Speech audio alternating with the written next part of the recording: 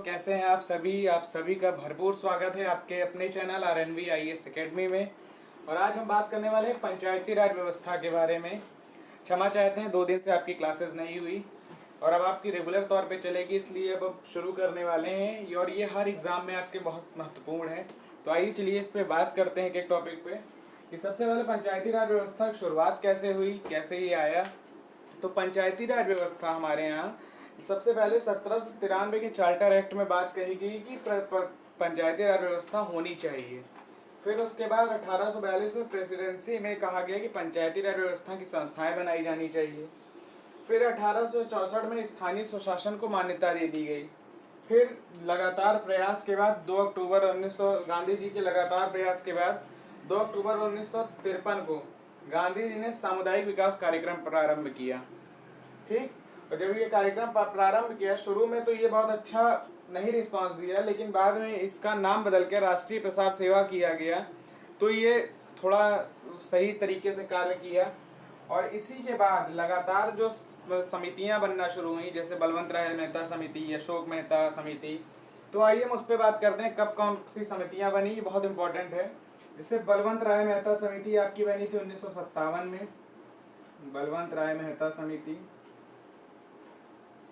1957 में बनी थी।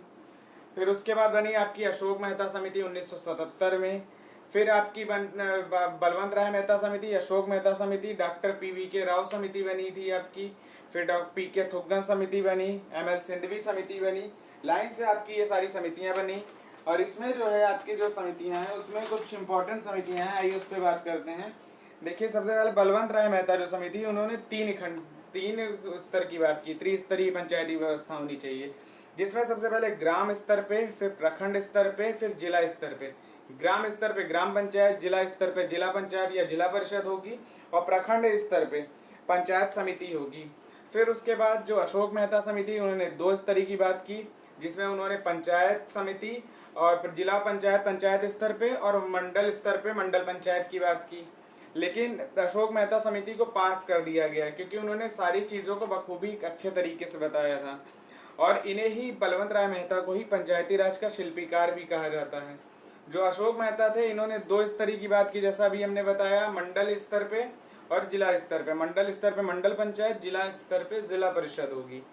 तो इन्होंने जो 2 स्तर बताया, लेकिन इसको स्वीकार नहीं किया गया और अस्वीकार कर दिया गया इसको सरकार के द्वारा। फिर जो अगली समिति बन के आई, डॉक्टर PVK राव समिति, इन्होंने 4 स्तर की बात की।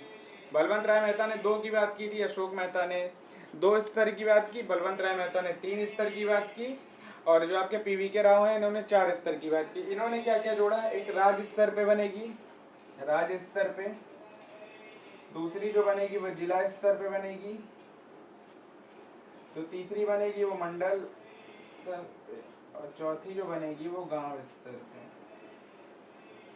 राज्य स्तर पे राज्य विकास परिषद बनेगी, जिला स्तर पे जिला परिषद बनेगी, मंडल स्तर पे मंडल पंचायत, और गांव स्तर पे ग्राम पंचायत बनेगी। इन्होंने पंचायत में SC ST तथा महिलाओं के आरक्षण की भी बात कही, लेकिन इनकी भी सिफारिशों को स्वीकार नहीं किया गया। फिर जो आपकी अगली समिति आई, फिर आपके बनते हैं नेक्स्ट आपकी समिति आई जो है ML सिंधवी समिति 1988 में। ML सिंधवी समिति 1988 में बनी। इसमें क्या किया गया, इसको संवैधानिक दर्जा प्राप्त हुआ। इन्होंने क्या कहा, इन्होंने महिलाओं के आरक्षण 1/3 महिलाएं आरक्षण की बात कही कि 1/3 सीट पे महिलाएं होंगी, महिलाओं के लिए आरक्षित होगी। इन्होंने भी त्रिस्तरीय पंचायत व्यवस्था का समर्थन किया। इन्होंने जो है क्या कहा कि इसमें जो है नियमित रूप से चुनाव भी हो, नियमित रूप से चुनाव हो, प्रत्यक्ष रूप से। SC ST के आरक्षण की भी बात कही।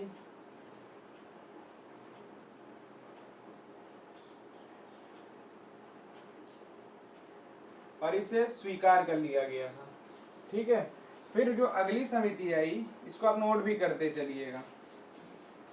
फिर जो अगली समिति आई उसका नाम है पीके थुग्गन समिति 1988। पीके थुग्गन समिति 1988। इसे संवैधानिक दर्जा मिल जाए तथा राज्य के अधीन, इसमें जो है इसे संवैधानिक दर्जा मिले तो राज्य के अधीन भी रुचि लिया गया।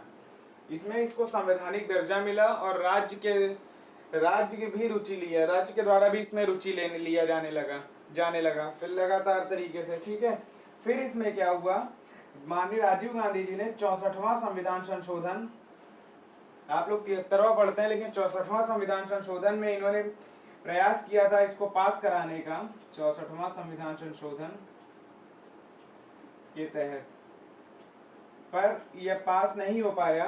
तो फिर इसके बाद जब नरसिम्हा राव जी की सरकार आई 1993 में, तो 73वां संविधान संशोधन करके आपके पंचायत और 74वां संविधान संशोधन करके नगर पालिका को जोड़ा गया।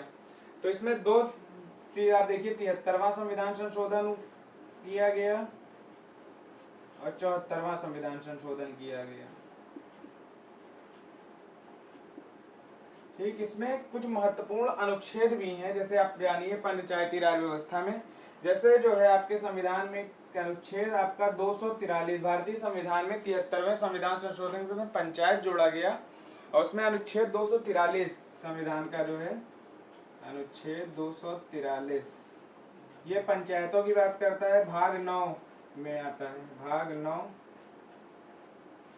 पंचायत की बात करता है, भाग 9 का नगर पालिका की बात करता है, भाग 9 का सहकारी समितियों की बात करता है। तो हम बात करें भाग अनुच्छेद 243, इसमें अनुच्छेद 243 की जो बात की अनुच्छेद ए जो बात करता है वो ग्राम सभाओं के संरचना की बात करता है। अनुच्छेद 243 बी पंचायतों के गठन की बात करता है, पंचायतों का गठन, इसका गठन कैसे होगा। अनुच्छेद 243 सी संरचना की बात करता है कि पंचायतों की संरचना कैसी होगी। ये क्वेश्चन एग्जाम में अनुच्छेद से डायरेक्ट पूछ लेते हैं। अनुच्छेद 243 डी पंचायतों में सीटों का आरक्षण, पंचायतों में सीटों का आरक्षण। फिर आएगा अनुच्छेद 243 ई,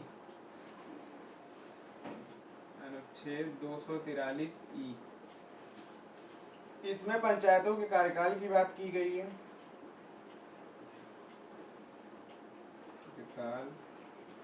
अनुच्छेद 243 एफ जो है इसमें क्या बताया गया है, इसमें कहा गया है कि अयोग्यताएं, कौन अयोग्य होगा, पंचायतों की अयोग्यता की बात की गई है। अनुच्छेद 243 के, इसमें किस किस को चुनना है, मतलब चुनाव की बात की गई है इसमें।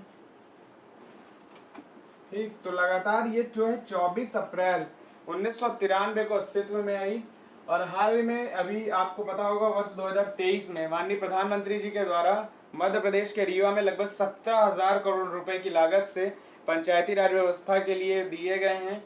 और इसमें इसको भारत में जो अमृत काल चल रहा है, अमृत काल के उसमें इसको लगभग वर्ष 2047 तक एक बड़े मतलब मॉडल के तौर पे इसको विकसित करना है। इसमें जल जीवन मिशन भी शामिल किया गया है। इसके तहत जल जीवन मिशन को भी पंचायत स्तरों पे अच्छे तरीके से डेवलप किया जाएगा। और ये बहुत अच्छे एक तरह इसके पंचायत राज व्यवस्था का मतलब ये है कि विकेंद्रीकरण करना, राज्य सेंट्रल से लेकर राज्य के में हर व्यक्ति तक आपकी पहुंच हो पाए, क्योंकि डायरेक्ट आदमी प्रधानमंत्री से होता है कि जुड़ा है पर जुड़ा नहीं होता, उसके बीच में इतनी सारी कड़ियां होती हैं। इसीलिए जो ऊपर भारत सरकार की जो योजनाएं हैं उनका लाभ आम जनमानस तक सबको मिल सके, इसके लिए पंचायती राज व्यवस्था आई। और देखिए जहां तक इसका ये पहला पार्ट है, इसमें सारी समितियों पे हमने बात की, इसके अनुच्छेदों पे बात की, इसके सारे चार्टर एक्ट्स पे बात की, ये कैसे आया। चलिए अब अगले वीडियो में आपसे मुलाकात होगी। आप लोग अपना ध्यान रखिए, खुश रहिए, मस्त रहिए, स्वस्थ रहिए। जय हिंद, जय भारत, धन्यवाद।